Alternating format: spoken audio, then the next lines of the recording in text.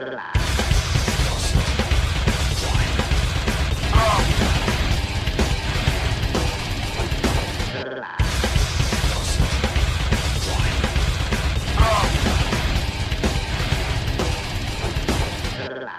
to CAV Radio 2.0.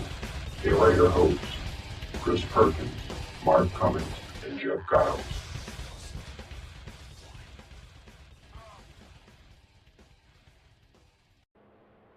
It is almost 10 anyway. I told him 9:45 tonight. I figured, we didn't have Jeff on, so we do it a little bit earlier, but it looks like we're coming up on 10 p.m. anyway, so pretty much on schedule.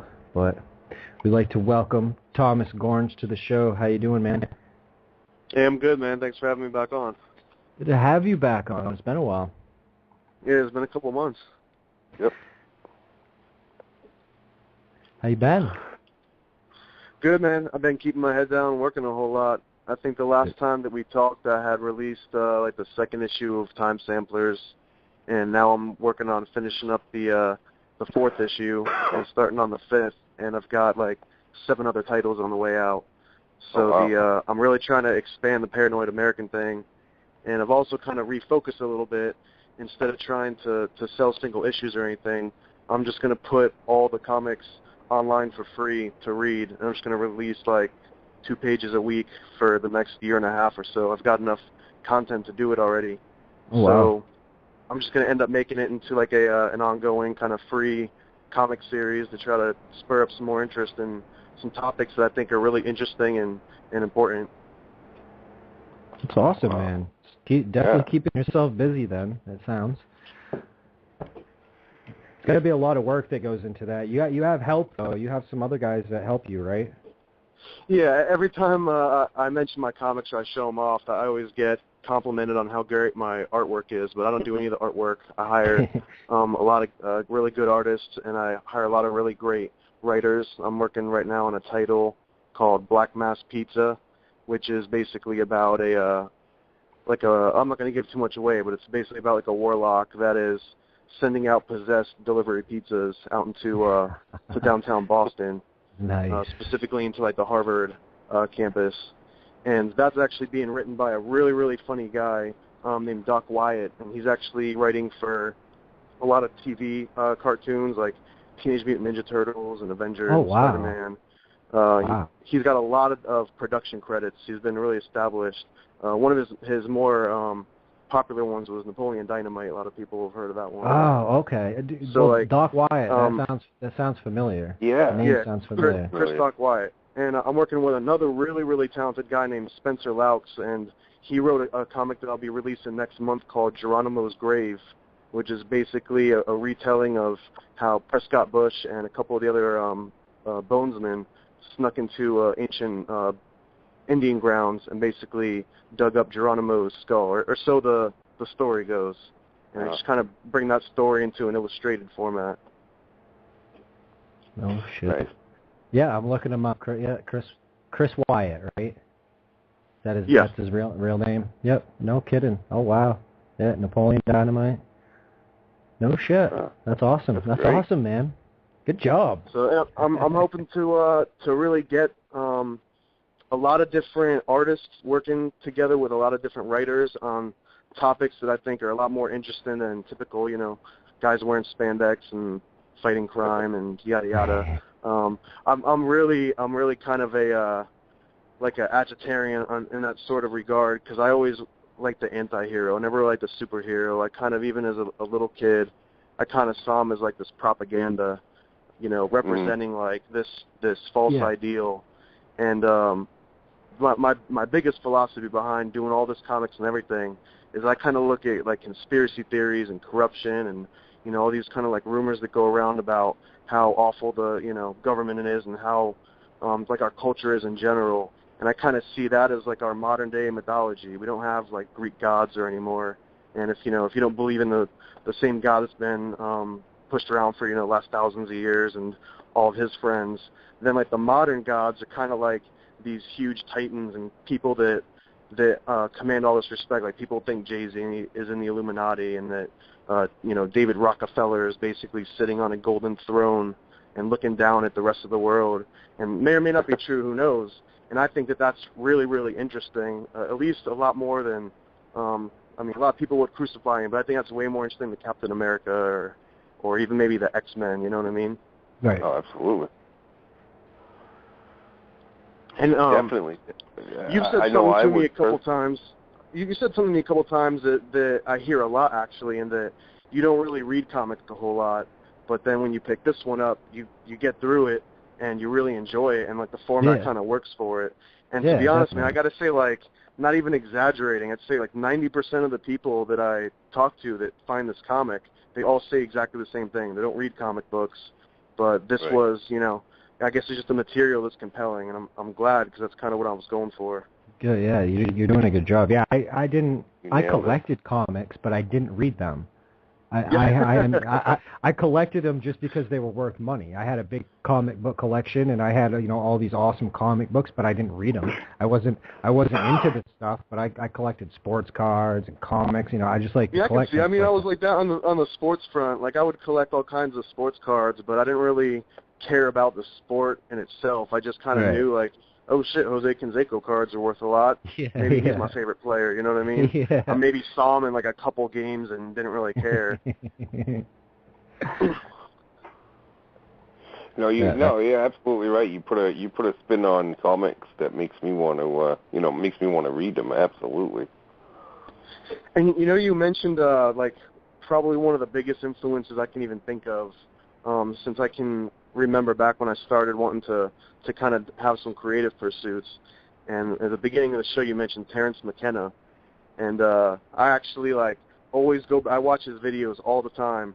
And there's this one in particular that's like my favorite, and he's talking about how culture is not your friend. You can probably just look it up on YouTube. Culture is not your friend, and he kind of explains how everyone likes to bond to this culture and feel like they're part of this kind of like clique and this group and be identified, but really the culture is your absolute enemy. It's there for like convenience of institutions and for someone to put into a pamphlet and advertising, and for someone to look through their demographics materials, and that's kind of what culture is. And it was in this crowd that he was giving like a live talk to, and someone asked him, how do you fight back against all this? And I kind of took that as meaning like, how do you fight back against corruption and conspiracies and everything that you guys talk about and get angry about? How do you actually go against that? And at least in this guy's opinion, Terrence McKenna, who I hold in really high regard, he said that the only real way to fight back is to create art, period. And he didn't kind of like try to expand on that at all, and that has really been one of the biggest driving forces. So it was really cool that you mentioned him at the beginning of this episode. Yeah, Mark didn't even know who he was, which surprised me. It definitely surprised me. You need to get on Google, Mark. Yeah, absolutely. I'm going to look him up. You really should. We talked about him a show or two ago, and the only reason is because somebody linked him to Timothy Leary, and that's the only reason I even had any idea. Funny you mentioned Timothy Leary. There's actually a comic that is coming out soon that kind of mentions him in a side regard, but I'm going to detract for 1 second because we were talking about psychedelic medicine and everything. And if either of you guys heard of Salvia divinorum? Mm-hmm. Yes. Oh, yes. So this stuff got really popular when people were posting, videos on YouTube and jumping out of windows and acting like idiots and everything. Yep. Before that, it was like virtually unknown. It was basically sold as incense in a lot of just head shops. They didn't even know what they were selling. It just kind of was there for people that knew what it was. And going way back, the guy that even brought that to the entire Western world and magic mushrooms, both Salvia divinorum and mushrooms, was this guy named Robert Gordon Wasson. And he was basically the inspiration for Timothy Leary. Without him, there would be no Timothy Leary. He was a huge hobnob on Wall Street. He worked for J.P. Morgan, and he actually he was in part of the Century Club, and he was friends with Henry Luce of Time Magazine. And the really weird thing is that he was doing all these weird travels out into like Mexico and speaking with shaman, and he'd bring back all their different drugs. And for some reason, he was able to get this feature in Time magazine on the magic mushroom. And this was like way before drugs were even really accepted at all. Like it was completely unheard of, basically. And this kind of article, Timothy Leary had always cited as his main inspiration to even getting into the entire psychedelic movement. You know, some people say that he even kind of sparked it. And I always thought it was interesting that this Watson guy was behind it all, and he wasn't like a psychonaut or anything. He was a banker. He was a researcher. And I got a comic coming out that kind of explains a little bit more into his backstory. No kidding. That's pretty cool. That definitely interests me right there. I mean, think about it. And J.P. Morgan had a huge collection of like mushroom artifacts, like old ancient stone mushrooms and mushroom paintings. And I tried looking a little bit more into that. I haven't been able to uncover a whole lot more detail on it, but I find it incredibly fascinating. So I'm definitely going to try to dig a little deeper. Yeah, I'm gonna have to now. I'm writing that down. Yeah, I'm with you. That is incredibly fascinating. They're written down so I don't forget, because I might end up forgetting. Too many of these people get I don't know, pushed away from the mainstream. They just, you know, looked at as outlaws, crazy people, or super intelligent people. Well, I think that's a side effect of, you know, all the research money that goes into drugs goes into showing how harmful they are and showing how bad they are. Yep. And there's absolutely no research showing how good they are. And when you ask, you know, why not, they say, well, there's no research that says that it's good. So, right. Well, yeah, and we've got all this research that says that it's bad. So take the drugs that we've manufactured. Screw that one that you can grow for free. You know, here's the one that you need. Right. Well, I mean,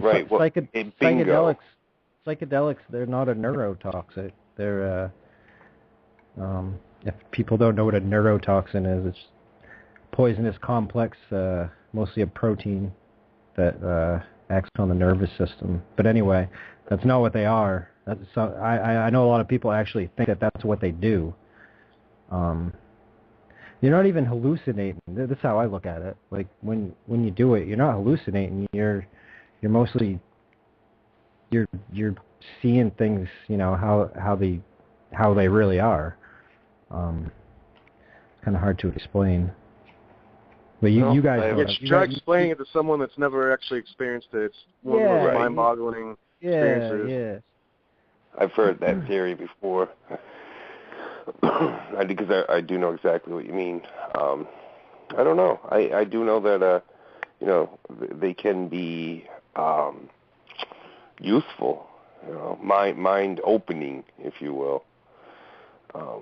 We've talked about it on this show, Thomas, and what you were just briefly were getting into. We've talked about it a bunch. That, you know, the drugs that they want us to take, you know, they want us to take them for a reason. They don't want us to, you know, even right down to pot, just right down to marijuana. You know, they don't want us to, you know, consume that. And well, the two, not to interrupt you, but the two most dangerous drugs anyway are alcohol and nicotine, and they're both legal. Mm-hmm. Well, I mean, it's really not about health or what's good for you or anything. I mean, it's kind of ridiculous how that even becomes part of the argument. It's really hard to frame it into a really good argument to convince anyone otherwise, but there's a really great stand-up routine by Bill Hicks. And if you know Bill Hicks, he kind of jumps in between jokes and then into kind of like lectures. And there's a bit where he kind of explains that, you know, the drugs that are legal are the ones that kind of calm you down or have you kind of stop thinking. And the drugs that make you get really creative and really spark your imagination and make you want to think, you know, brand new things, those are the ones that are, you know, the scariest to them, absolute scariest. Mm-hmm.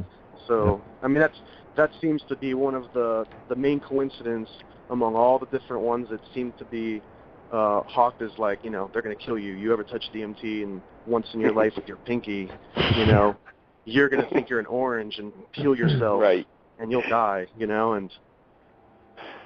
Right.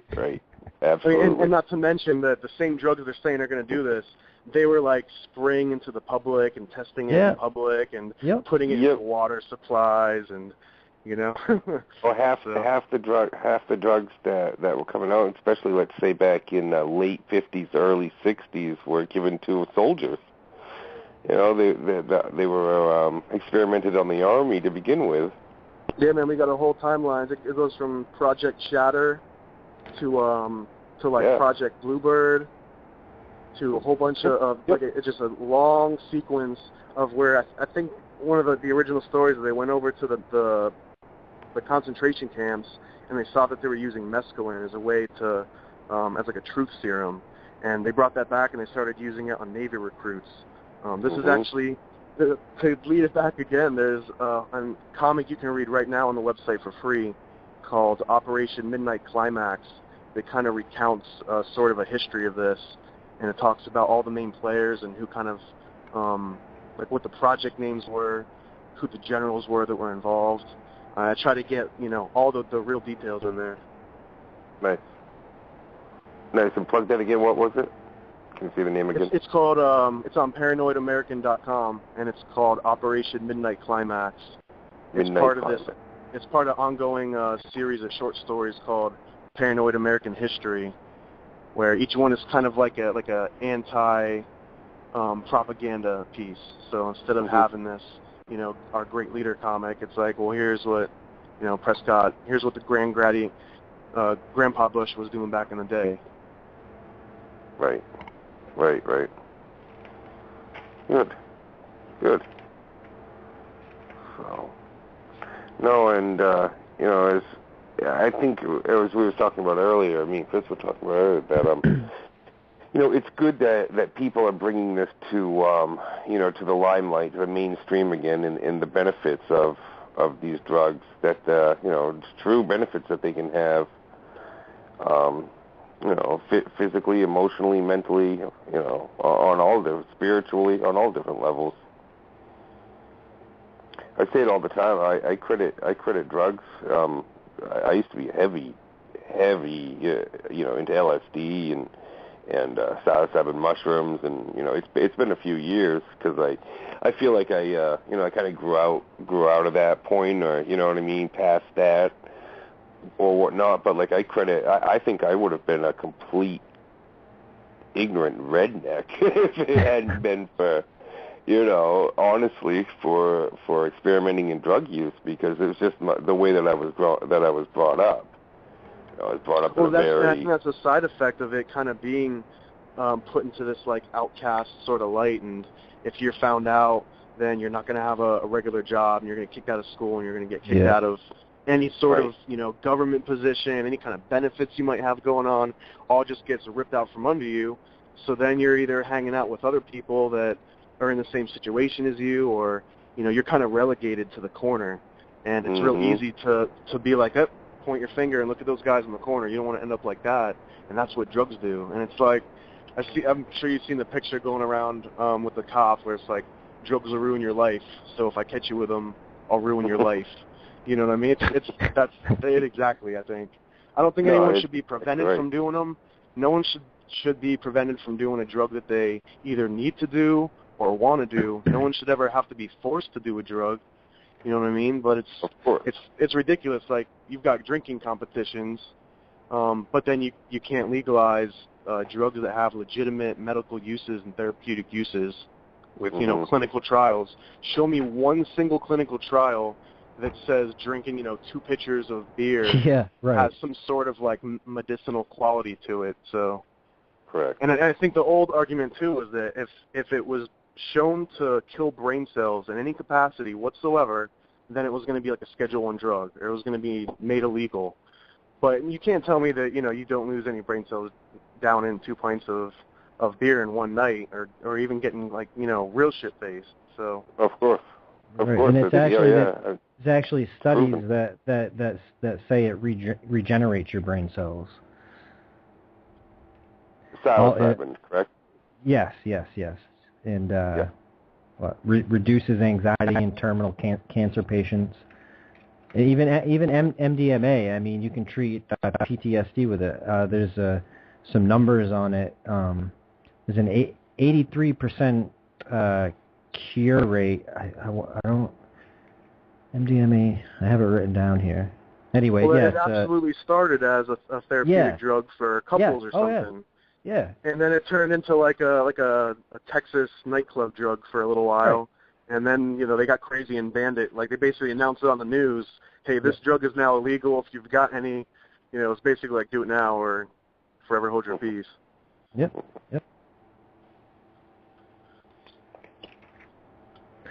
Oh, Jeff is calling in.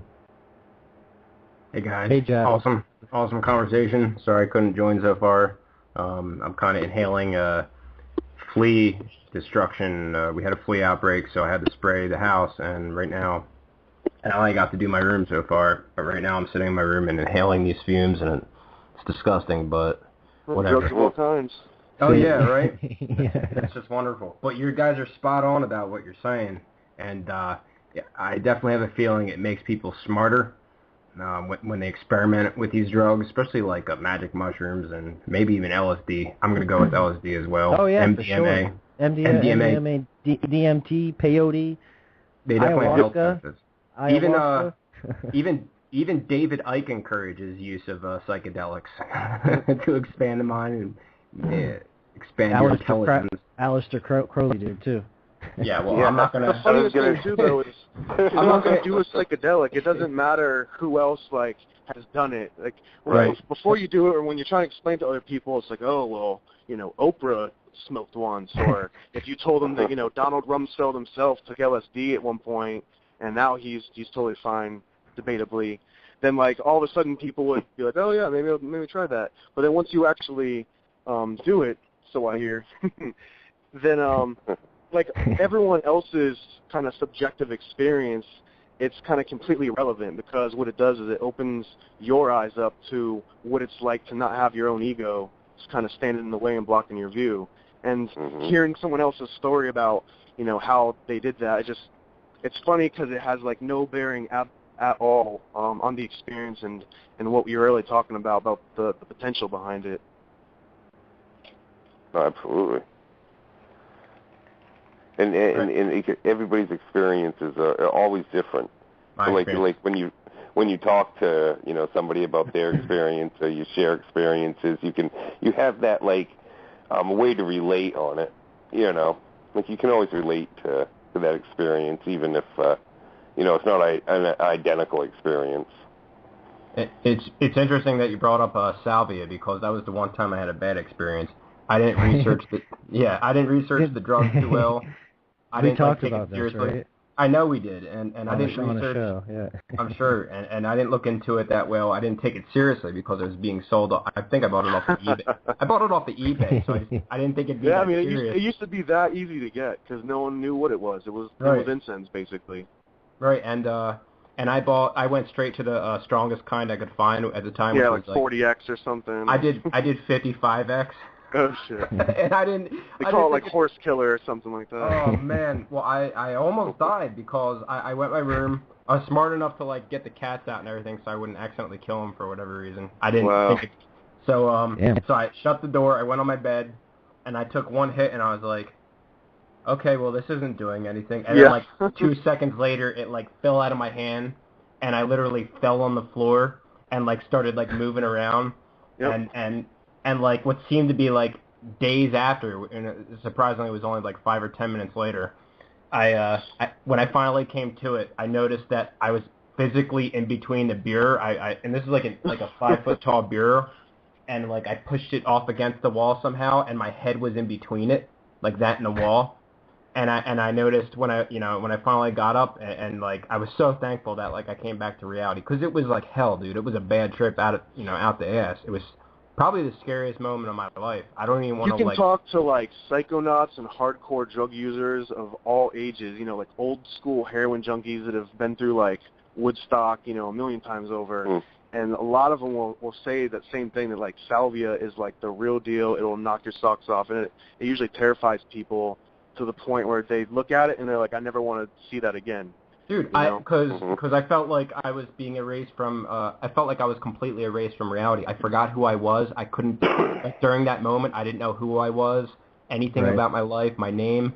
All I knew was I wanted to exist again, and I felt like I was like in a complete illusion, and like everything was just fake, and like reality was fake. Was it like clay animation? I did it once, and shit turned to like clay animation, and I was like, I couldn't tell, but like I started drooling when I started talking, and I'm like, because I knew I had to leave in a little while, and I was like, is this gonna wear off? Because obviously I could never fucking drive a car on this.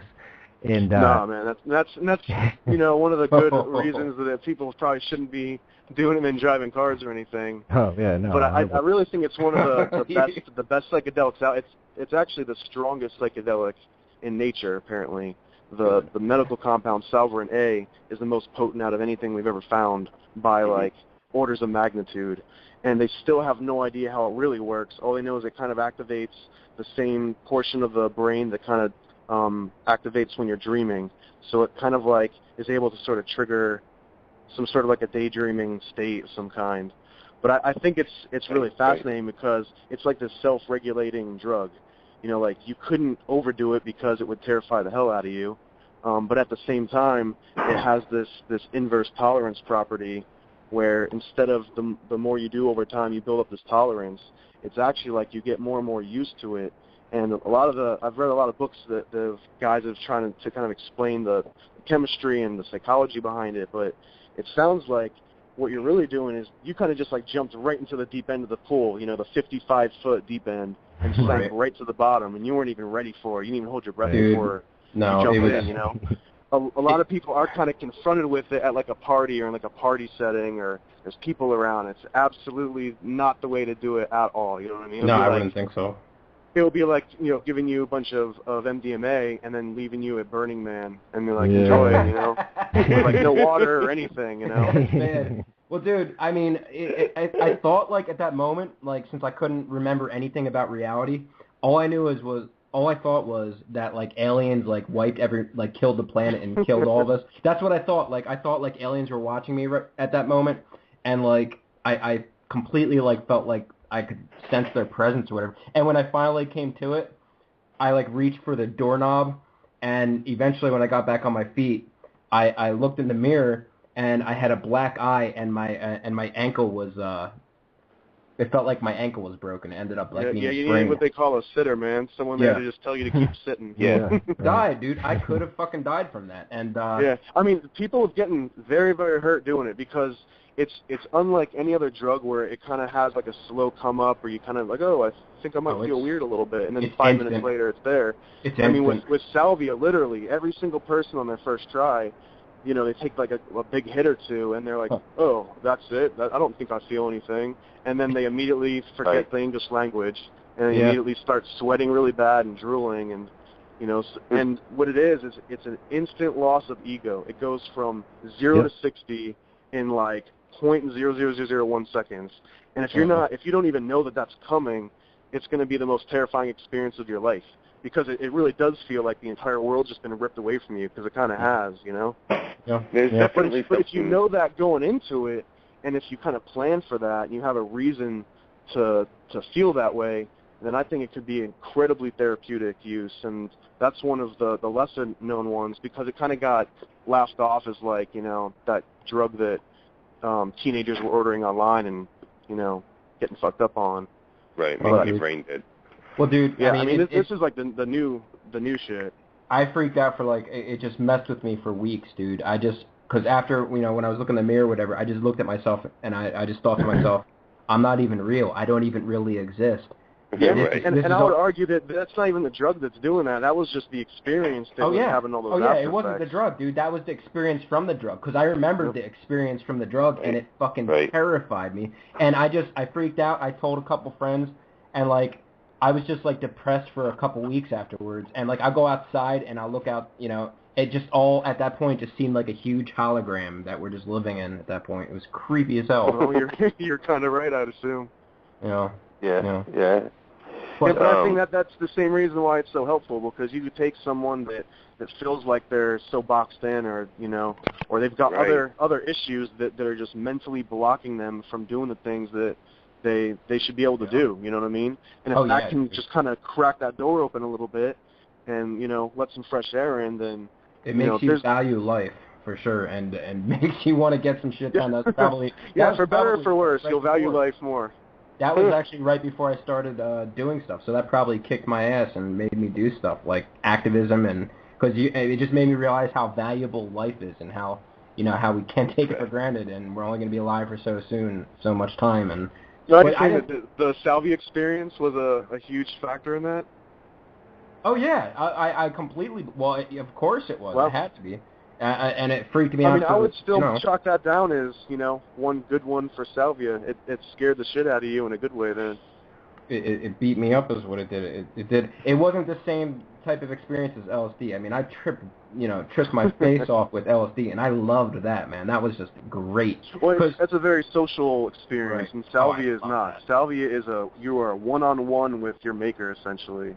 Oh man, and it was terrifying. There must be something with my chemical makeup. I've done it twice. And the first time that I did it, the gentleman explained it to me just exactly how you guys explained it. You're going to just lose, it's going to be like life, changing retrospect of everything. And I tried it. Hardheads. You might be a hardhead. It was like crack for me. I hit it, and all I wanted to do was more. I was just like, wow, I want to hit that again. Really? Mark, what strength did you do? What strength did you do? What's that? What strength did you do? Because I did 55. Yeah, I can't tell you. It looked like black. It was an extract for sure, though. If it was black, it was an extract, because the regular leaves, or even like the 5 to 10x, are still green. Okay. Yeah. Mark, I encourage you to do the stronger shit. Man, I don't know. Well, there's some people called hardheads, and there's kind of like different levels. There's a great book, I think it's just called Salvia Divinorum, on Amazon you can find. It's got like a picture of the flower on it. But this guy kind of, he mentions how there's been no official clinical studies that kind of document the process and the experience, so he kind of took it out on himself. And he kind of outlines these different phases, and you can go on like a Roid, I think is one of the more popular sites, where people do like the trip reports, and it's extremely consistent, like back to back. And there's like this first level where you get real giddy and you laugh and you sweat and you drool, and it's real kind of funny and disorienting, and it maybe lasts like 15 minutes or something like that. And some people just get that every time, and they just giggle, and it's almost like an amphetamine sort of an effect. But then you do something called breaking through, and that's kind of like a step after that, and that's that ego loss. And apparently some people have a real hard time getting there, but apparently if you get to that first stage, you can get to the second one. But I wouldn't suggest it for everybody. It's not something you want to like work at unless you know what you're trying to do. Right. And I would say if you're going to do it seriously, you have to have a sitter, like he says. You really do have to have one, because otherwise you can get hurt. And also, I think it's still legal in like maybe 20 states left, maybe less than that, like 15 states or something. Okay. Well, I would also suggest you go to YouTube and do a search for Salvia bad trip, and you can see what I'm talking about, dude. All those bad trips that you see on the YouTube videos, that's exactly what happens, man. And that's I can explain that bad process and kind of the thought process behind it, because I've seen it happen to a lot of people.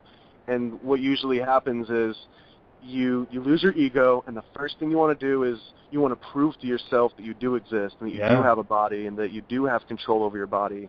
So you do something stupid like stand up and like move your arm around, but you don't realize that you don't have control over all this, and you're just you're fighting an uphill battle that you're not going to win, and it's kind of just like thrashing around in sort of quicksand to an effect. But that quicksand might end up being like that glass living room table in front of you. Right.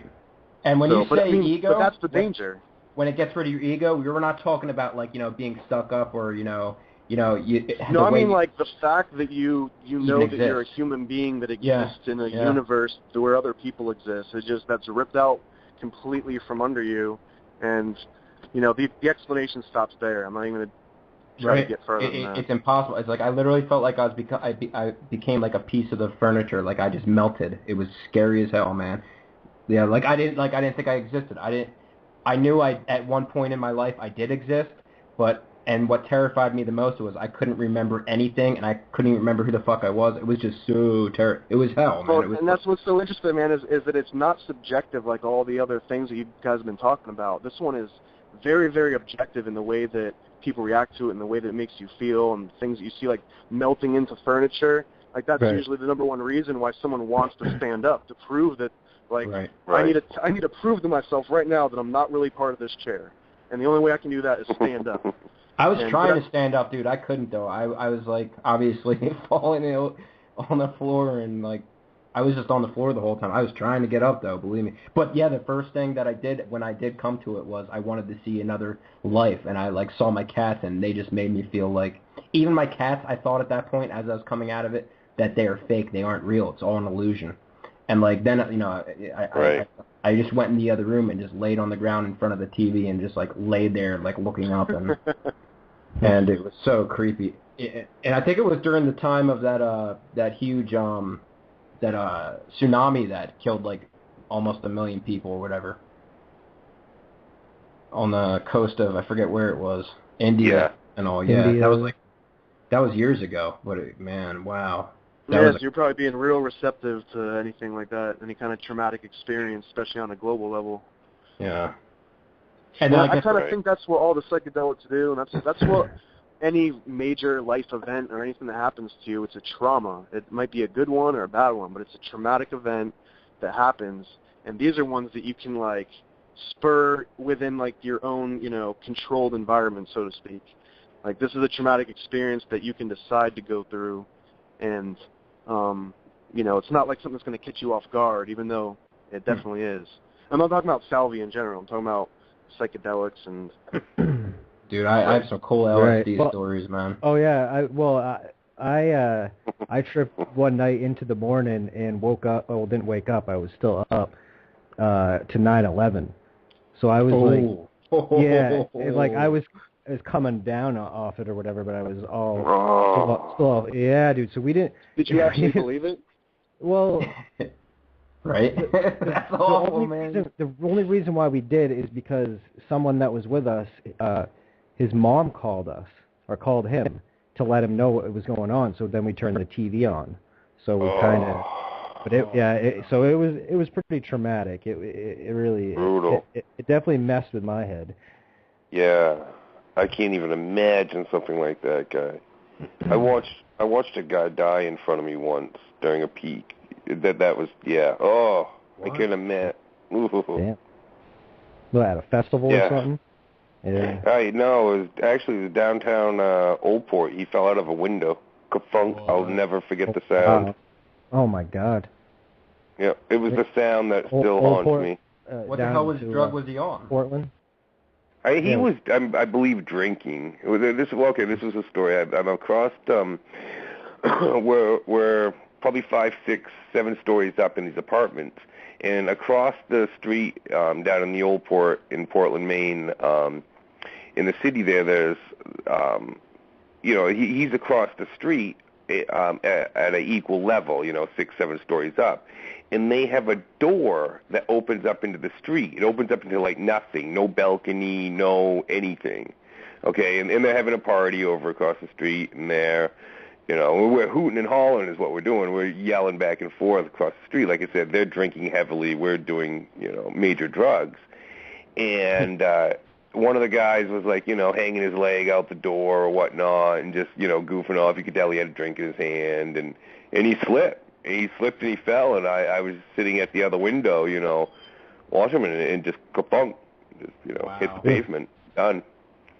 And I left the window. I think I probably left the party, if I remember right. I don't know. I know that it really affected me very badly. Yeah, it's kind of a buzzkill. Yeah, it certainly was. Wow. Certainly was. You guys see need a sitter for all kinds of drugs. No, we used to, you mentioned the word sitter for salvia. We used to use sitters for LSD because, again, we used to just do so much, try to, Yeah, I mean, you had to prevent your experiment with friends it. from peeling themselves like oranges, right? Right. Oh, absolutely. I've had friends talk to aliens, and we used to we used to do experiments and stuff, and like deprivation tanks and oh, nice. different we started doing things like that at 14, 15. From around 14 to 15 until around 19. Wow. I did acid at least monthly, nice. if not weekly. Right. I tried to do it weekly, every week, as long as I could get it. Dude, I had a weird experience with like 5 other people in Valley Forge, and I was just like, I took a couple hits of acid, and the shit I was seeing was out of this world, and we went under that huge Masonic arc that they have there, because they have a lot of weird Masonic stuff there. They have an obelisk and an arc, and it says, dedicated to the Masons and all that stuff. And after I passed through the arc, I just felt creepy, and then we went and laid down in the grass, and when I was looking up, I could have sworn I was seeing like all sorts of weird, dude, I swear it was like witchcraft type stuff going on, dude, in the sky, and like holographic, and an alien looking down and shit. It was creepy. That whole day was, but it was the whole day was still awesome. I mean, because it was a beautiful day out, and I was with a lot of good people that I liked. Right. And wow, I mean, it was crazy though. You mentioned the deprivation tanks. Yeah. One of the pioneers of the whole thing, deprivation tank, John Lilly, I think. He was a guy that worked with the dolphins and everything. And he actually said that once you get good enough at using a deprivation tank, it mimics the exact effects of, any kind of psychedelic you could think of. Right. And that he himself would get into, like, the worst trip you could imagine just from floating in salt water. He didn't take any drugs or anything at that point. And he was able to go in there and consciously go into it. He couldn't decide how hard he wanted to trip. He didn't have that kind of control. He actually developed this whole sort of fluctuating system where like it ranged from like -3 to -6 or something. So if he went and he had a 3 trip, that was like a good mild one. And if he had a -6 trip, it was like the harshest, thought that Satan was like devouring him or something kind of a trip. Now there was a book written. There was a book written very similar to this. I want to say it was probably in the 70s, maybe the 80s. He probably wrote it, man. It was like Cyclone of the Mind or something like that. Well, in the book, the guy, and I believe it was actually made into a movie, but the guy ends up going crazy because of the continuous use of the tank. Oh, Altered Minds is the movie. Altered States. Altered States, and that's actually based on John C. Lilly's work. That was completely based on his work. Yeah. Okay, what a great book! Wow, I hadn't thought about that book in years. I believe it was made into a movie. That was actually a test done for the Navy that was probably a follow-up to Project Chatter and all of those other drug trials that we were talking about way before. That was sort of another funded project in that long series. So, what do you think the explanation is of that? How does that happen? I mean, if you're not actually on drugs, if all you have is silence, so you're saying complete silence is going to... It's not just silence. I mean, the way it evolved over time. So first you started by just kind of floating in water, and then he started floating in water in the dark, and then he started floating in water that was like body temperature, and each of these little things that he tweaked, it would get more and more intense. And then he found out that if he used salt water, that he would actually be able to sink just below the surface so that he could breathe, but that he wouldn't feel the air touching his skin from like coming up against the surface and back down again. So if he had just the right salinity in the water and all these different variables, and he had this thing down to an exact science where he kind of just dial it in and go in there and go crazy if he wanted to. So what is that? I mean, how come still, why does that happen if it's just salt water and silence and also like I don't know. In my experience personally, it takes time. You don't just sit in in some sort of secluded device or something for just 5-10 minutes and you're gonna have this weird experience. But if you do it for 9 hours, of nothing, you gotta think no sound, no light. I mean none, not like but zero. And like again, 9-10 hour period, it can kind of be like, it can do pretty crazy things. You can start, you start using your mind in ways that you normally wouldn't with outer, influences. Does that make sense? Yeah, you're essentially cutting off your eyes and your ears and your nose and your feeling of touch, so that you have zero extrasensory sort of perception coming in. You have no input. All you kind of have is what's in your mind, and your mind can't really handle this because it's so used to getting color and sound and things to kind of to process, and now it just has to sit in its own sort of muck and make something out of that, and it needs to stay busy, otherwise it goes crazy. So that's kind of... Is the absorption of salt a factor? And what happens if you have a bad trip in this? Aren't you at risk of drowning? I'm pretty sure he had, like a sitter, and he was completely... Yeah. Because, this was all funded by the government and through college and everything. You asked about the salt. The salt was just a factor in the buoyancy of the body in the water. Because he noticed that if he was by the surface, every time he hit the surface and it broke, and he felt the air in his chest, it would kind of take him out of it a little bit. And his goal was to just make it so that he was absolutely isolated and had no distractions whatsoever. Thomas, am I mistaken? It's been, 15 years since I've read this book. Am I mistaken by thinking that at the beginning he used mind-altering drugs with the deprivation tank, right? Yeah, absolutely, yeah. And then over time, he stopped using them completely. Right. Exactly. Yep. Yes, what a great book. I can't believe it's been so many years. I believe it's called Cyclone of the Mind. I think that's what it's called. Yep. Excellent book. Really good. I suggest anybody to read it. And I think that the work he does on documenting it is amazing. Yes. What got me into that was that book. We took that and we said, hey, let's do that. With things from Timothy Leary and from that book and other just sources, and we just put shit together and tried different experiments and stuff, and we had a lot of fun with it. What's crazy is that, man, like at one point, this was the most top secret and groundbreaking and like cutting edge technology that they'd ever really kind of pursued outside of like atomic weaponry.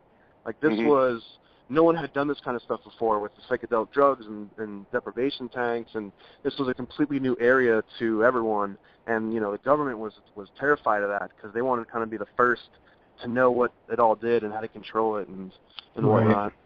So what if you combined it like LSD with the the tank? Get the isolation tank. Right. I think he started out doing little doses, and then he found out that he didn't need to.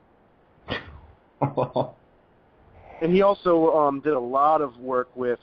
He would back when he was doing a lot of LSD, he would take LSD and then like swim with dolphins and hang out with them for weeks and weeks on end, and he would document like all of his thoughts on doing like telekinetic work with them, and it was really, really interesting. He was kind of a huge proponent of like Save the Dolphins and kind of like before it was kind of cool and you could put a bumper sticker on the back of your car. He was kind of doing it, and it was because he had developed this what he thought was a really, really strong sort of emotional connection to him.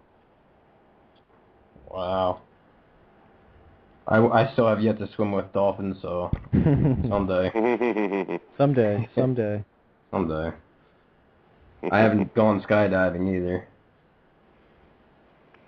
I won't. No, are you serious? I would. Nah. Not for me. I definitely want to go. I'll go with you, Jeff. Nice. All right. I'll be waiting on the ground for you guys. we'll pack each other's chutes. We'll be like Point Break. Go rob a bank. What? Whatever, dude. Point Break. Don't tell me you haven't seen that. Oh, I know what Point Break is. I know. You guys are silly. Yes, we are. I don't know why it makes me shoot shit about like the music industry here. Yeah. Perfect. We'll go to break and we'll come back. And, all right. I'm gonna get back to doing this stuff, dude. I gotta get this shit done. Go have some more drugs. It reeks in here. Yeah, that's basically it. Get a sitter. That's hilarious. All right, guys. I'll talk to you in a little bit. All right. All right, man. All right. Peace. Oh, that guy, I tell you, that guy. That guy. Jeff. He's swearing. He's swearing right now because he's still listening. All right, so we'll go to break. We'll be back, everybody. The Joe Rogan Experience. And I can't thank you enough, Joe, for really sticking your neck out there and really, I know you faced a lot of criticism for your support of psychedelics. Not really. No, it's been pretty easy. I'm going to be honest with you. Okay. I'm sitting here giving this like heartfelt speech. No, you don't have to. No, but I just Nobody appreciate takes me you. seriously. It's a great way to. It's a great position to be in. But I did take you seriously that day in the podcast when you told me mushrooms could change the world, and it really planted a seed in my head, which sprouted this journey that I've been doing around the world investigating these medicines. And that never would have happened. My life wouldn't be in such the amazing state I feel like it is in now if it hadn't been for you having the gumption to talk about this and start this dialogue as our country, because psychedelics have been so taboo, especially in the mainstream, and I think you're really helping to shift that consciousness nationwide. I honestly don't think I am. I think I'm just a part of the whole thing itself. I mean, It's very nice to try to give me, so I don't deserve any credit, nor do I want any. I'm shocked that more people don't know about the experiences, and I feel a duty because I've been there. It's just like if you and your friends were starving to death and you found some food in the desert and you're like, guys, come here, I found the food. Would you want all this credit for finding that food? No, you'd want your friends to have the food. That's how I feel. I feel like, what we're all experiencing right now is a wait, what moment? Mm-hmm. The whole culture is going, wait, what? Wait. The NSA is listening to my fucking emails. They're listening to my voicemails. They're reading my emails. I don't do anything wrong, man. Come on, I'm a fucking insurance salesman. And then people go, wait. What? Marijuana makes how much in fucking taxes for Colorado? They make how much for? We're running out of fucking money for schools, and we could pay for that with weed. But people are gonna smoke the same amount of weed anyway, statistically proven. What the fuck is going on? When you look at, what? We're going to go into Syria? Wait, whoa. What the fuck are we doing? This wait, what moment is we're all a part of this wait, what moment. You're a big part of this wait, what moment. Yes. You're a big part of it by sticking your neck out about Bahrain and about CNN and about, working for a corporation and being honest about it. You stuck your neck out about it. We're all forced into this reality. We didn't ask to be here. We weren't, hey, could you give birth to me so I can grow up in the 21st century and fake? No, this is what you get. Nobody asked you. This is what you get. And I think all of us realize that was the same for our parents. It was the same for our grandparents. It was the same for everybody. And nobody hit the brakes. Nobody had the wait what moment where they went, wait, what the fuck are we doing? Everybody just kept going and then had heart attacks and died and taught a bunch of nonsense to their kids. And they went and they had heart attacks and died, teaching a bunch of nonsense to their kids. And then the internet came along. And that's the wait what moment. And the wait what moment, the real tipping point is people like you, people like me, people like anybody that's a part of the wait what moment. Mm-hmm. That might be my new T-shirt, the wait what moment.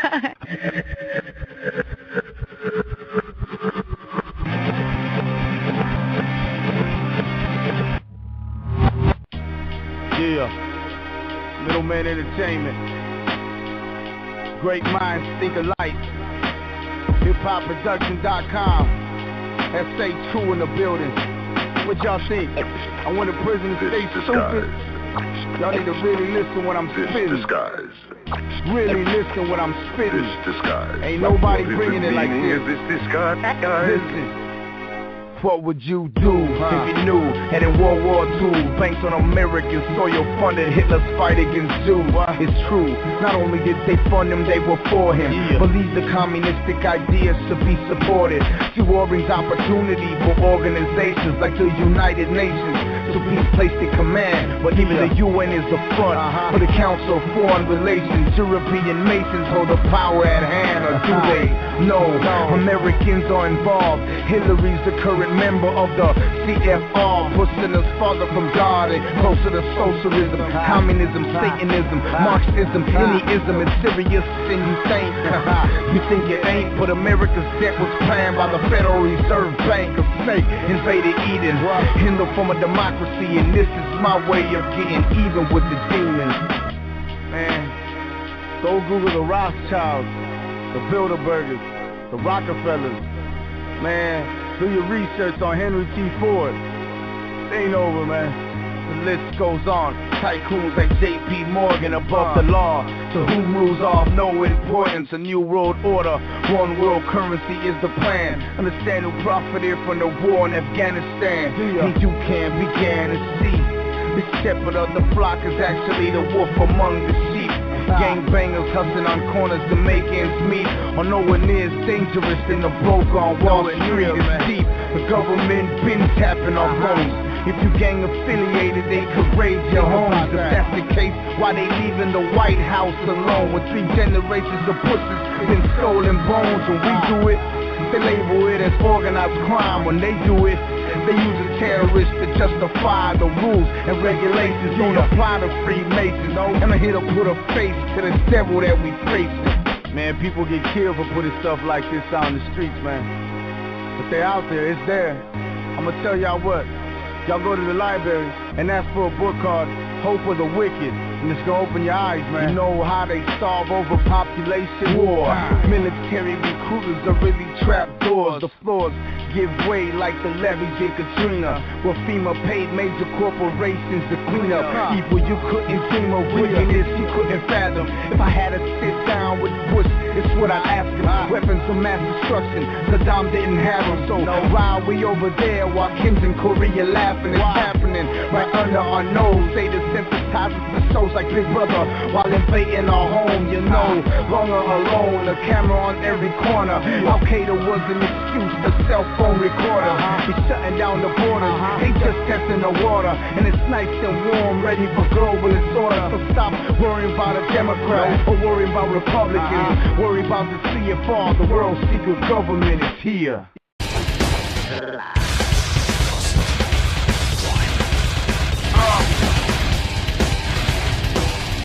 And I actually always I watch his videos all the time.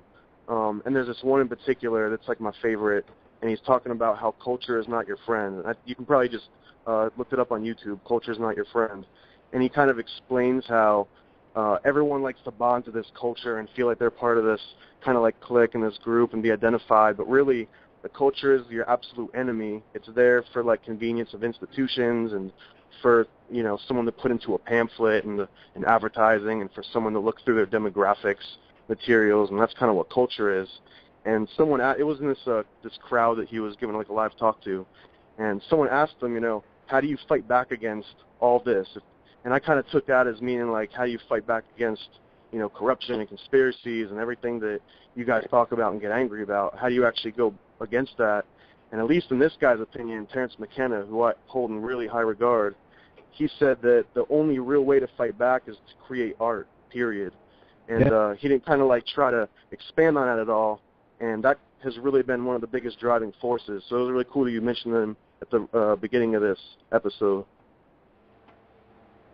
Yeah, Mark didn't even know who he was, which surprised me. It definitely surprised me. You need to get on Google, Mark. Yeah, no, absolutely. I'm going to look him up. You really should. We talked about him a show or two ago, and the only reason is because somebody linked him to Timothy Leary, and that's the only reason I even had any idea. Funny you mentioned Timothy Leary. There's actually a comic that is coming out soon that kind of mentions him in a side regard, but I'm going to detract for 1 second because we were talking about psychedelic medicine and everything. And if either of you guys heard of Salvia divinorum? Mm-hmm. Yes. Oh, yes. So this stuff got really popular when people were posting, you know, videos on YouTube and jumping out of windows and acting like idiots and everything. Yep. Before that, it was like virtually unknown. It was basically sold as incense in a lot of just head shops. They didn't even know what they were selling. It was just kind of was there for people that knew what it was. And going way back, the guy that even brought that to the entire Western world and magic mushrooms, both salvia divinorum and mushrooms, was this guy named Robert Gordon Wasson. And he was basically the inspiration for Timothy Leary. Without him, there would be no Timothy Leary. He was a huge hobnob on Wall Street.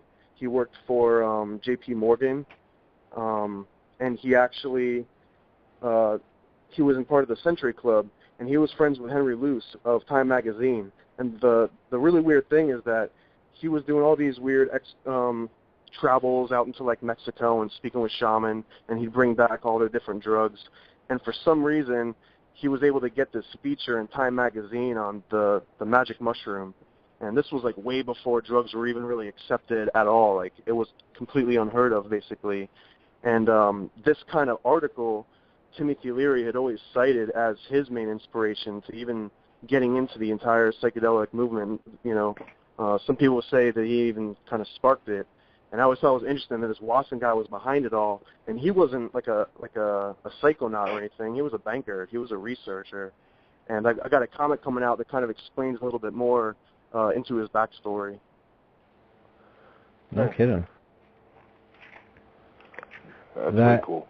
That definitely interests me right there. I mean, think about it. And J.P. Morgan had a huge collection of like mushroom artifacts, like old ancient stone mushrooms and mushroom paintings. And I tried looking a little bit more into that. I haven't been able to uncover a whole lot more detail on it, but I find it incredibly fascinating. So I'm definitely going to try to dig a little deeper. Yeah, I'm gonna have to now. I'm writing that down.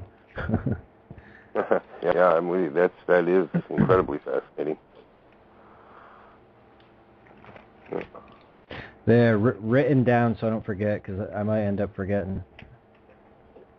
Too many of these people got I don't know, pushed away from the mainstream. They just, you know, looked at as outlaws, crazy people, or super, super intelligent people. So I think that's a side effect of, you know, all the research money that goes into drugs goes into showing how harmful they are and showing how bad they are. Yep. And there's absolutely no research showing how good they are. And when you ask, you know, why not, they say, well, there's no research that says that it's good. So right. Well, yeah, and we've got all this research that says that it's bad. So take the drugs that we've manufactured. Screw that one that you can grow for free. You know, here's the one that you need. Right. Well, I mean, psychedelics, they're not a neurotoxic. They're, if people don't know what a neurotoxin is, it's poisonous complex, mostly a protein that acts on the nervous system. But anyway, that's not what they are. I know a lot of people actually think that that's what they do. You're not even hallucinating. That's how I look at it. Like when you do it, you're not hallucinating. You're mostly you're seeing things, you know, how they really are. It's kind of hard to explain. But you guys try explaining it to someone that's never actually experienced it. It's one of those mind-boggling experiences. Yeah. I've heard that theory before. Because I do know exactly what you mean. I don't know. I do know that you know, they can be useful, you know, mind opening, if you will. We've talked about it on this show, Thomas, and what you were just briefly were getting into. We've talked about it a bunch. That, you know, the drugs that they want us to take, you know, they want us to take them for a reason. They don't want us to, you know, even right down to pot, just right down to marijuana. You know, they don't want us to, you know, consume that. And well, the two, not to interrupt you, but the two most dangerous drugs anyway are alcohol and nicotine, and they're both legal. Into an illustrated format. Oh shit. Right. Yeah, I'm looking him up. Yeah, Chris Wyatt, right? That's his real name. Yep. No kidding. Oh wow. Yeah, Napoleon Dynamite. No shit. That's awesome. That's awesome, man. Good job. So I'm hoping to really get a lot of different artists working together with a lot of different writers on topics that I think are a lot more interesting than typical, guys wearing spandex and fighting crime and yada yada. I'm really kind of a agitarian in that sort of regard, because I always liked the anti-hero. I never liked the superhero. I kind of, even as a little kid, I kind of saw him as like this propaganda, representing like this false ideal. And my biggest philosophy behind doing all this comics and everything is I kind of look at like conspiracy theories and corruption and all these kind of like rumors that go around about how awful the government is and how like our culture is in general. And I kind of see that as like our modern day mythology. We don't have like Greek gods or anymore. And if you don't believe in the same God that's been pushed around for last thousands of years and all of his friends, then like the modern gods are kind of like these huge titans and people that command all this respect. Like people think Jay-Z is in the Illuminati, and that David Rockefeller is basically sitting on a golden throne and looking down at the rest of the world. And may or may not be true, who knows? And I think that that's really, really interesting, at least a lot more than, a lot of people would crucify him, but I think that's way more interesting than Captain America or even maybe the X-Men, you know what I mean? Right. Oh, absolutely. And definitely. You've said something to me a couple times. You said something to me a couple times that I hear a lot, actually, and that you don't really read comics a whole lot, but then when you pick this one up, you get through it, and you really enjoy it, and like the format kind of works for it. And to be honest, man, I got to say, like, not even exaggerating, I'd say like 90% of the people that I talk to that find this comic, they all say exactly the same thing. They don't read comic books, but this was, I guess it's just the material that's compelling, and I'm glad, because that's kind of what I was going for. Good, yeah, you're doing a good job. Yeah, I collected comics, but I didn't read them.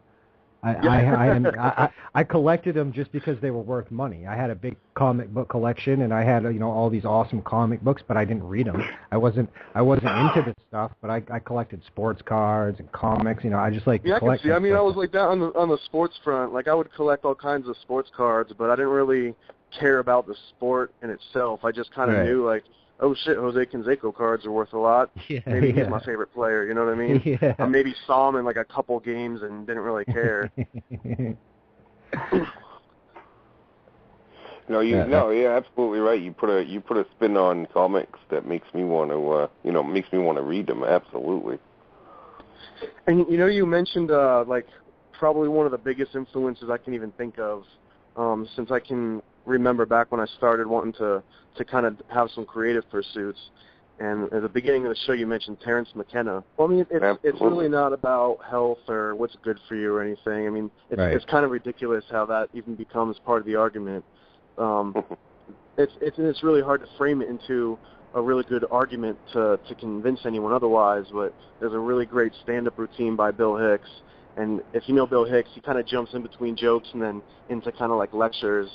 And there's a bit where he kind of explains that, the drugs that are legal are the ones that kind of calm you down or have you kind of stop thinking.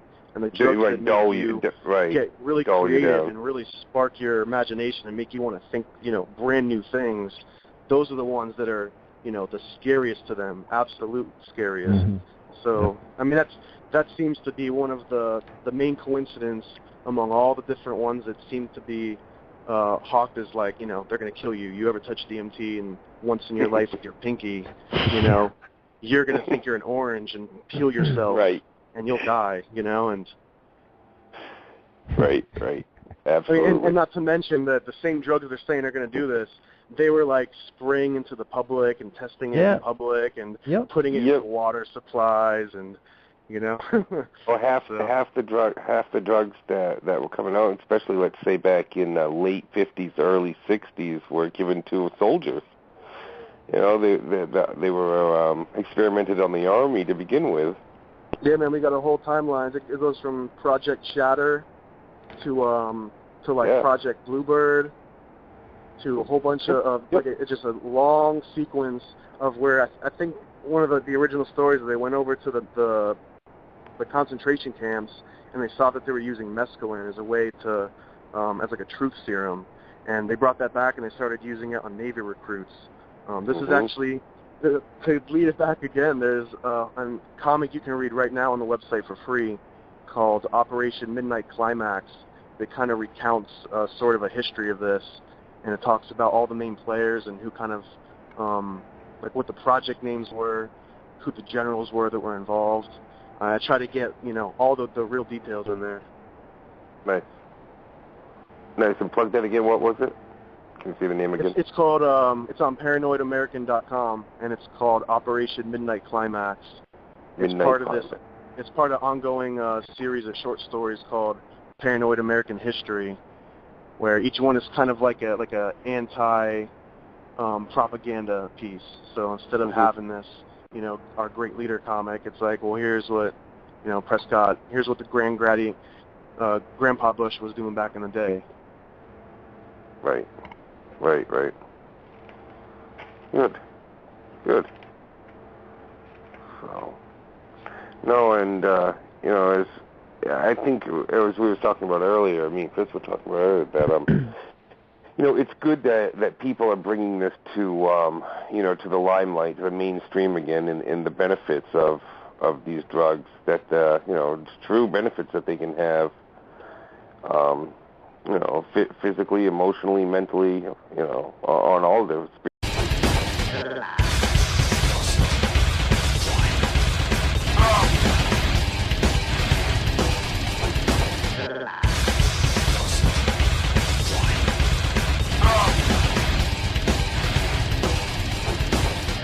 Welcome to CAV Radio 2.0. Here are your hosts, Chris Perkins, Mark Cummins, and Jeff Giles.